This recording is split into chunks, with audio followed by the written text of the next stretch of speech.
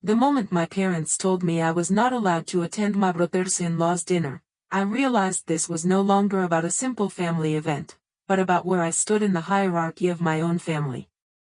My name is Emily Carter, and I still remember how calmly my mother said it, as if she were discussing something as ordinary as changing dinner reservations rather than excluding me from one of the most important gatherings of the year. It was a Sunday afternoon in our suburban home in Ohio, the kind of quiet that usually feels safe but suddenly becomes heavy when words change their meaning. My father was standing near the kitchen counter, not looking at me directly, but I could tell from his silence that the decision had already been agreed upon before I even entered the room. "It is better this way," my mother added, folding a kitchen towel with slow precision, as if the act of folding could somehow make the statement more reasonable. He asked her what she meant by better, but she did not answer immediately. Instead, she looked toward my father, and that brief exchange between them told me more than any explanation could. My brother Jason was not present during this conversation, but his name hovered over everything like an invisible justification. His in-laws, the Mitchell family, were hosting an important dinner that evening, and apparently my presence was considered unnecessary, or worse, inappropriate. "They already have enough people attending," my father finally said, his tone neutral but firm, as if stating a logistical fact rather than a personal exclusion. He remembers standing there trying to understand how attendance at a family dinner could be treated like an overcrowded event rather than a shared moment of connection. The more they spoke, the more I realized that the reasoning was not about space or organization, but about image. The Mitchell family, from what I had been told, valued presentation, tradition, and what my parents called smooth dynamics. He was not sure when I had become a disruption to that. He asked if Jason had agreed to this, and my mother hesitated just long enough for me to understand the answer before she even spoke it. "Jason thinks it would be less complicated," she said finally, avoiding direct confrontation. "Less complicated." That phrase stayed with me more than anything else in the conversation, because it implied that my presence introduced complexity that others did not. He tried to recall the last time I had caused any actual conflict in the family, but nothing came to mind. What I did remember, however, were the subtle patterns that had been forming over time, small decisions where I was not included in discussions, invitations that never fully reached me, and conversations that seemed to conclude before I was informed they had even begun. Still, hearing it stated so directly felt different. It was no longer implied. It was official. I remember looking at both of them, waiting for some sign that this was temporary or open for discussion, but their expressions remained unchanged. There was no anger, no tension, only a calm finality that made the exclusion feel even more absolute. "You can stay home tonight," my father added, as if offering rest instead of removal. That was the moment I realized this was not just about a dinner. It was about being positioned outside of something that still technically belonged to my own family. And as I stood there in the quiet of that afternoon, I began to understand that the real message was not what they were saying out loud, but what they had already decided without me. After they finished speaking, the house did not immediately return to silence in the way I expected. Instead, it felt like the air itself had shifted into a colder kind of stillness, one where normal conversation continued elsewhere in the home but no longer included me in any meaningful sense. My mother left the kitchen shortly after, carrying on with small household tasks as if the decision had already been processed and filed away. My father remained nearby for a moment longer, then turned toward the hallway without adding anything further, leaving his earlier statement to stand as the final word on the matter. He stood in the same spot for a few seconds after they left the room, trying to understand how something so significant could be concluded so quietly. Without disagreement, without hesitation, and without any space for my response to matter in the outcome. When I finally moved, it was not toward argument or confrontation, but simply away from the kitchen area, because staying there felt like participating in a decision that had already excluded me from itself. Jason, my brother, did not appear during this time, but his presence was still central to the entire situation, as if he were the unspoken reference point around which every justification had been constructed. The Mitchell family dinner, the in-laws, the concern for smooth dynamics, all of it pointed back to a single conclusion that I was not meant to disrupt.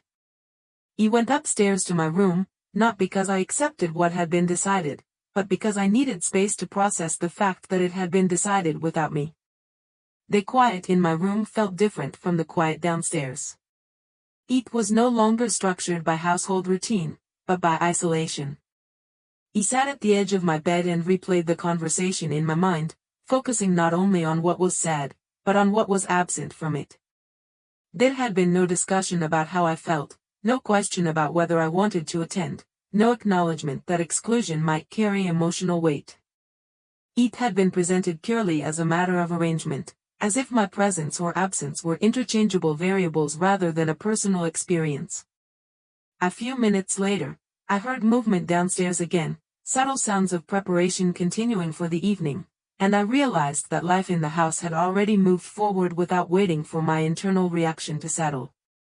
That realization was the first moment I began to understand that this was not a sudden decision made in isolation, but part of a longer pattern of gradual separation that I had not fully recognized until it was stated so clearly.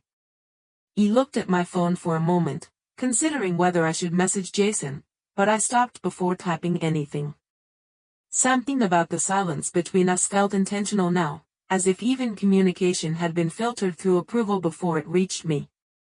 Instead, I placed the phone down and leaned back slightly, focusing on the fact that the evening would continue without me in it, not as a mistake, but as a choice already justified and accepted by everyone else involved.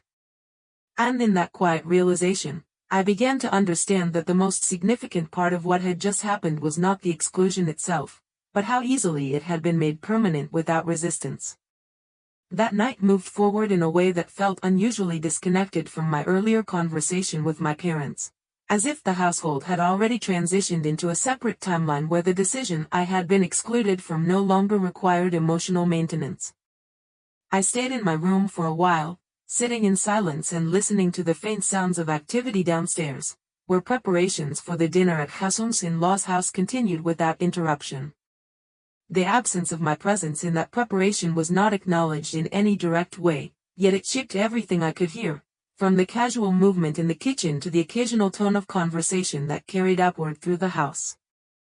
At some point I heard my mother's voice briefly, calm and focused, discussing details that I was not part of, and it reinforced the sense that my exclusion was not an active debate anymore, but a settled structure. I tried not to focus on it, but the more I listened, the more I realized how naturally the household was functioning without me in the equation. After a while, I stood up and walked to the window in my room, looking outside at the quiet suburban street. The evening lights from neighboring houses created a soft glow that contrasted with the internal stillness I felt, and for a moment I wondered whether the rest of the family would even think about my absence once they left for the dinner. That thought was not dramatic, but it carried a kind of clarity that made everything feel more defined.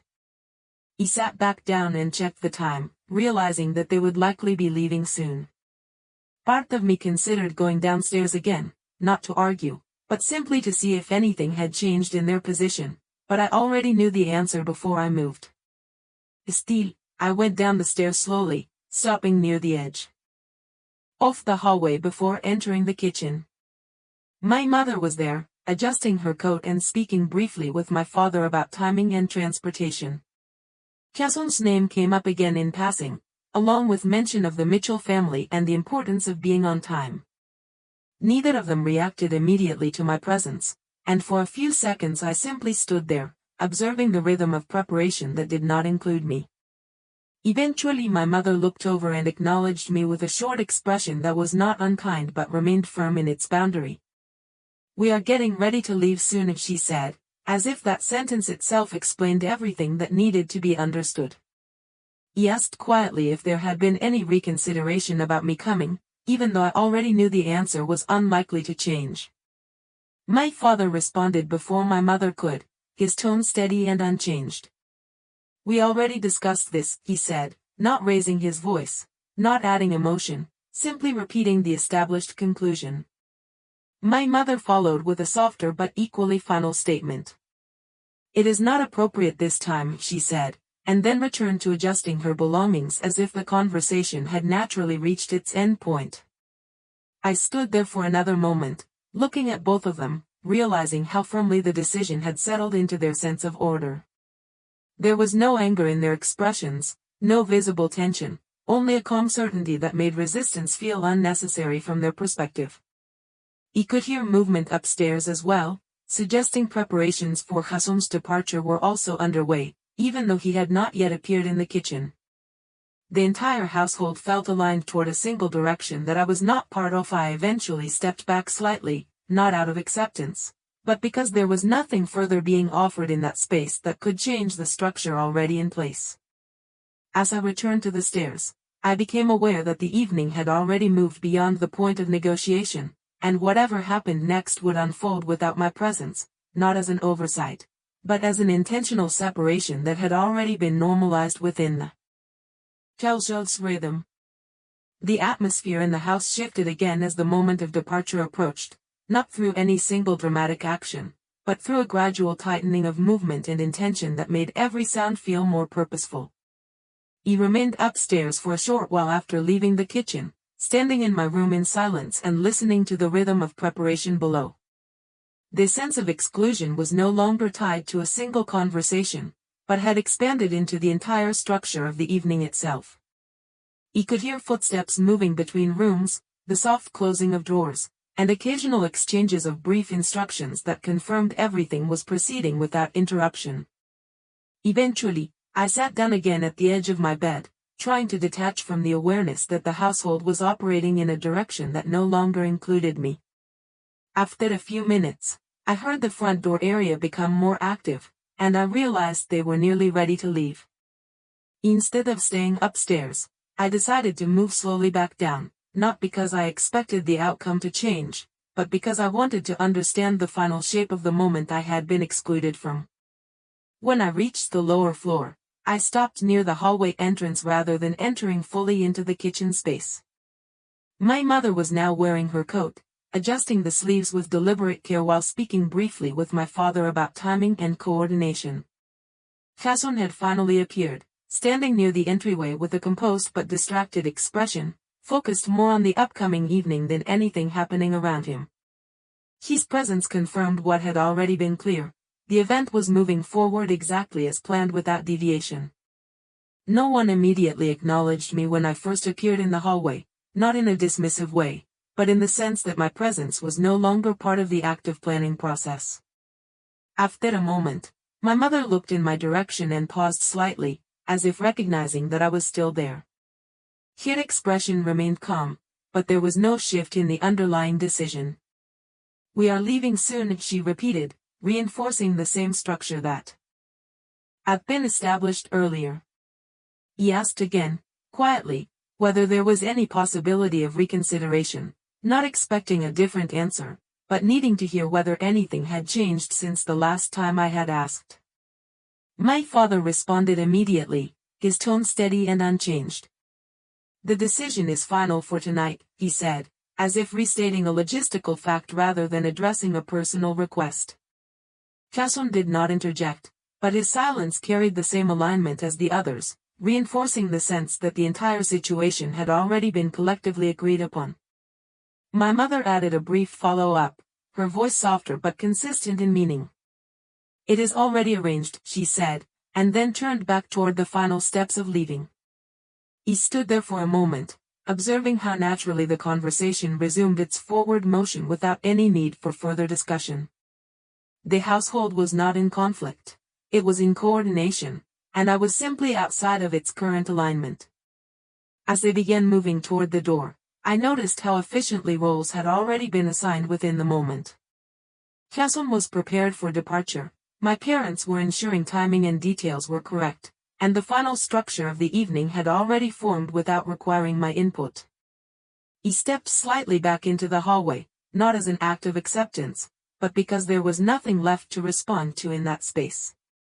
The realization settled more clearly then, not as emotion, but as observation, that the separation was no longer something being decided in real time.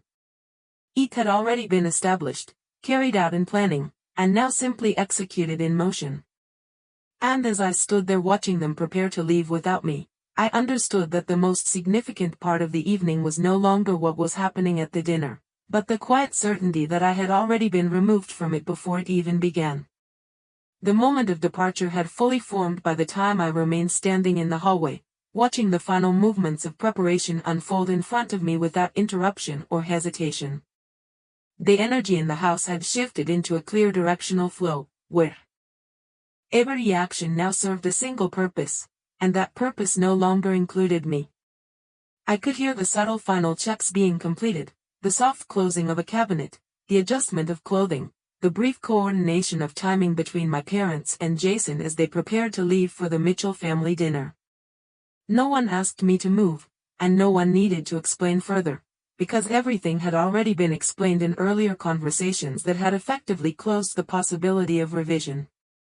I stayed where I was, not as a participant in the moment, but as an observer of how smoothly exclusion could be integrated into routine behavior.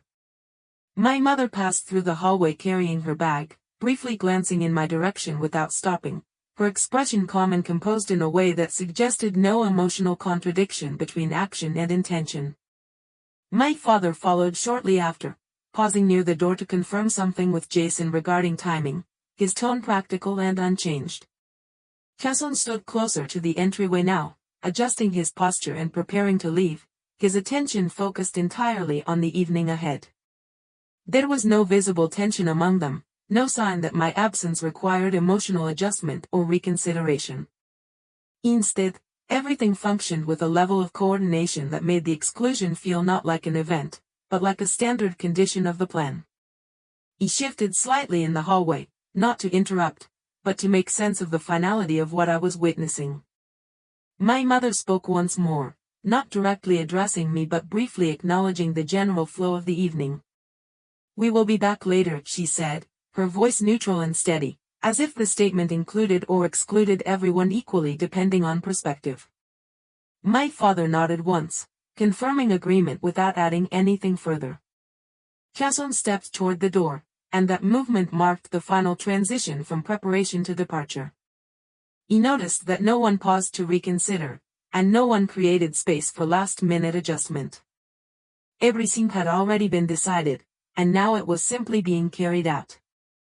As they moved together toward the exit, he remained slightly behind them in the hallway, observing how naturally a family system could proceed without requiring full participation from every member.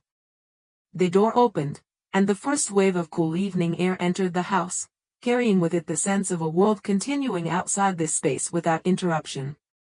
My mother stepped out first, followed by Jason, then my father, each moving with quiet efficiency and familiar coordination. There was no dramatic farewell, no final exchange of words that would suggest emotional rupture or unresolved tension. Instead, there was only continuity, as if everything that needed to be settled had already been settled earlier in conversation. He stayed inside as the door closed behind them, the sound marking a clean separation between presence and absence. In that moment, the house felt noticeably larger, not because anything had physically changed, but because the absence of their movement revealed how much of the space had been defined by their collective direction. He stood there for a few seconds longer, looking at the closed door, realizing that the most important part of the evening had already happened long before the dinner itself. It had happened in the decision-making, in the quiet agreement, and in the natural ease with which my absence had been absorbed into their plans. And as I finally turned away from the hallway, I understood that what I was left with was not confusion or surprise, but a clear recognition that I had been positioned outside the structure of belonging long before anyone physically left the house. After the sound of the front door closing faded completely, the house settled into a level of silence that felt structurally different from the quiet that had existed earlier in the evening. This was no longer the quiet of preparation or anticipation, but the quiet of absence, where movement had fully transitioned from internal coordination to external departure. He remained standing in the hallway for a moment, listening to the stillness as it expanded into the space they had just left behind. The absence was not sudden in feeling, because it had already been mentally prepared through every earlier conversation, but its physical reality now created a clearer awareness of how complete the separation had become in practice. He slowly walked back into the living room, noticing how unchanged everything appeared in contrast to how different it now felt. The furniture remained in place, the lights were still on, and yet the room carried a different weight, as if the absence of their direction had removed an invisible structure that had been holding the evening together. He sat down on the couch again, not because there was anything to do, but because sitting felt like the only natural continuation of a moment that had lost its external reference point. My phone remained on the table nearby, but I did not reach for it immediately. Instead, I allowed myself to sit in the realization that the dinner was now actively happening without me, not hypothetically or symbolically, but in real time, in another location where my absence was already normalized. He thought about Jason sitting at that table with the Mitchell family, participating in conversations I would never hear, in a space where my absence would not be questioned because it had already been defined as appropriate. The idea was not painful in a sudden emotional way, but more in a steady recognition of how decisions made earlier had already extended themselves into reality without needing further confirmation. My mother and father were now part of that same environment, their presence aligned with a structure that had already excluded me as a matter of organization rather than conflict. He leaned back slightly and looked around the room again, noticing how the stillness now felt more personal than before. Earlier, silence had felt like waiting, but now it felt like confirmation. He stood up again and walked slowly toward the kitchen, not with intention to do anything specific, but as a way of moving through the space that had been so recently active with decisions about my absence. The counters were clean, a few items still slightly out of place from earlier preparation, and I found myself noticing details that had previously been part of the evening's movement but were now static. He realized that the household had not broken or changed in any visible way, but had simply reoriented itself around a version of the evening where I was not a participant. He returned to the living room and paused near the center of the space, allowing that realization to settle more clearly. The structure of the family had not collapsed or shifted in response to my exclusion. Instead, it had continued smoothly, absorbing that exclusion into its normal functioning without visible disruption. That understanding created a quiet clarity that was difficult to ignore. It was not about the dinner itself anymore, but about how easily absence could be integrated into continuity without resistance. And as I stood there in the stillness of the house, I understood that the most important part of the evening was no longer happening somewhere else, but was already fully contained in the way this room continued to exist without needing me in it. The house remained in a state of quiet continuity after everyone had left, but it was no longer the kind of quiet that felt temporary or waiting for return. It had settled into a completed version of itself, where every room carried the imprint of recent movement that had now fully transitioned into absence. He stayed in the living room for a while, sitting on the couch and allowing the stillness to exist without trying to interpret it too quickly. The absence of my family was not new in concept anymore, but its reality felt more defined now that there was no expectation of their return within the next few minutes or hours. I found myself listening for sounds that were no longer part of the house's current state, small habitual noises that had existed earlier in the preparation phase of the evening, and noticing how quickly the mind can adjust to replacing activity with silence. After some time, I stood up and walked slowly through the house again, moving from room to room without urgency. The kitchen still carried faint traces of earlier preparation, not in visible disorder, but in subtle signs of recent use that had not yet been reset into complete stillness. I paused there briefly, observing the space where earlier decisions had been discussed and Famyly, recognizing how ordinary it now looked compared to how significant it had felt in the moment. The hallway felt longer than usual as I moved back through it, not because anything had physically changed, but because the absence of movement created a different perception of distance and structure. I eventually returned to my room upstairs, where the quiet felt more contained and personal. I sat on the edge of my bed again, this time without replaying earlier conversations in detail, but instead focusing on the broader pattern that had become increasingly clear throughout the evening. The exclusion from the dinner had not been treated as an emotional rupture within the household, but as an administrative adjustment that allowed everything else to continue without disruption. That realization carried a certain clarity that was difficult to ignore, because it reframed what had happened not as a single decision, but as part of a consistent way the household operated when prioritizing external perception over internal inclusion. He looked at my phone again, but still did not reach out to anyone. The absence of messages from Jason or any update from my parents reinforced the sense that the evening was unfolding exactly as planned, without deviation or reconsideration. He could imagine the dinner continuing in another space, conversations flowing in directions I was not part of, and my absence being interpreted not as a gap, but as a completed decision that required no further attention. That thought no longer felt surprising, but instead increasingly structured, as if I was beginning to understand the internal logic behind it rather than reacting to it emotionally. He lay back slightly on the bed, staring at the ceiling, noticing how the quiet in my room felt different from earlier in the evening. It was no longer the quiet of waiting or uncertainty, but the quiet of separation that had already been accepted by everyone else involved. Downstairs, the house remained still, unchanged in appearance, but fully detached from the version of events that was now happening elsewhere. And in that stillness, I understood that what had shifted most was not the dinner itself, but the realization that I had already been placed outside the structure of participation long before the evening had actually begun. The house remained quiet in a way that no longer felt temporary, but fully settled into its own form of absence, as if the evening had already completed its intended structure without requiring further input from anyone still inside it.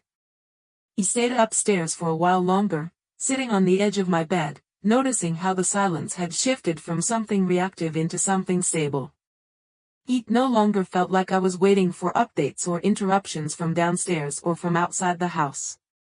Instead, it felt like the entire system of the evening had already moved beyond my involvement and was now continuing elsewhere without pause or reconsideration.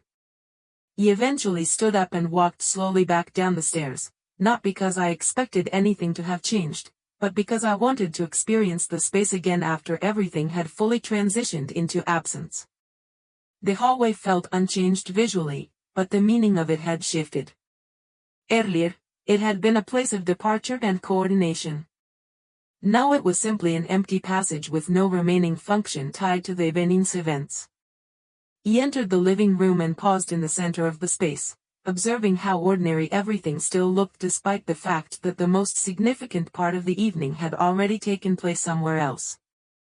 The couch, the table, the lighting, everything remained exactly as it had been, yet none of it carried the same connection to what was now happening beyond the house. He realized then that physical spaces do not reflect participation, only presence, and that absence can exist fully even when nothing in the environment changes. He sat down again, this time without expectation of interruption or communication, allowing the quiet to exist without trying to interpret its direction. My phone remained on the table nearby, still unused, and I noticed how little internal urgency there was now to check for updates or messages. The dinner at the Mitchell household was continuing in real time, but that reality no longer felt distant or speculative. It felt structurally separate, as if it belonged to a different branch of the same timeline that had already diverged earlier in the day. I thought about Jason sitting at that table, participating in conversations that would define the tone of the evening, and I understood that my absence was not being actively considered by those present there. It had already been normalized, integrated, and made functionally irrelevant. That realization no longer carried surprise, but instead a kind of clarity that was difficult to ignore. I stood up again and walked toward the kitchen, moving slowly through the familiar space, noticing how it had returned to its neutral state. There were no remaining signs of preparation, only the residual order of a space that had completed its role in the evening sequence. He turned off one small light that had been left on earlier without thinking, and the act felt symbolic only in hindsight, not in the moment. Returning to the hallway, I paused once more, recognizing how completely the house had shifted into a post-event condition while still physically unchanged. Nothing had been taken away, yet everything had already moved forward without me. And in that realization, I understood that what had happened was not a single moment of exclusion, but the final confirmation of a pattern that had already been established long before the evening began, where participation was not automatically shared, but selectively assigned, and once removed from that structure, nothing in the system required adjustment to accommodate the absence. The house had fully transitioned into a post-departure state, where every sound and every still object carried the awareness that the evening had already moved beyond its most important moment without me being part of it. He remained in the living room for a long time without moving, sitting in a position that no longer felt temporary, but instead reflective of a completed sequence of events. The silence around me was no longer something that needed to be filled or interpreted, because it had already taken on a clear structure shaped by absence rather than waiting. He looked around the room slowly, noticing how unchanged everything still appeared, and yet how completely disconnected it felt from the version of the evening that was now unfolding elsewhere. The dinner at the Mitchell household was still in progress, continuing without interruption, and in my mind I could imagine the conversations, the formal tone, the coordination of presence that defined that environment. None of it included me, and more importantly, none of it required my inclusion in order to function. That realization no longer felt like an emotional reaction, but like a structural fact that had been quietly established long before the moment of departure. He stood up again and walked through the house one more time, not searching for anything specific, but moving through the space as if confirming its current state. The kitchen, the hallway, and the entryway all remained unchanged, yet each area felt slightly detached from its earlier purpose. It was as if the house had already completed its role in the evening and was now simply waiting in a neutral state. He paused near the front door for a moment, remembering the exact moment they had left, how naturally the transition had occurred, and how little resistance there had been to my absence. There had been no argument at the final stage, no reconsideration, only coordination that moved forward without hesitation. That absence of friction now stood out more clearly than anything else from the evening. He returned to the living room and sat down again, this time with a quieter internal awareness that nothing further was going to happen in relation to me that night. My phone remained untouched on the table, and I realized I no longer felt the same expectation of updates or explanations that I had earlier in the evening. This separation was no longer unfolding, it had already completed itself in full. I leaned back slightly and allowed that understanding to settle without resistance. The most significant part of the evening had not been the departure itself, but the gradual normalization of my exclusion as something that required no further attention from anyone else involved. Even now, as the house remained still and unchanged, the decision continued to exist somewhere else, actively shaping an experience I was no longer part of, and in that stillness, I understood that what had truly changed everything was not a single moment of being left behind, but the realization that life inside the family could continue seamlessly without my presence ever needing to be restored.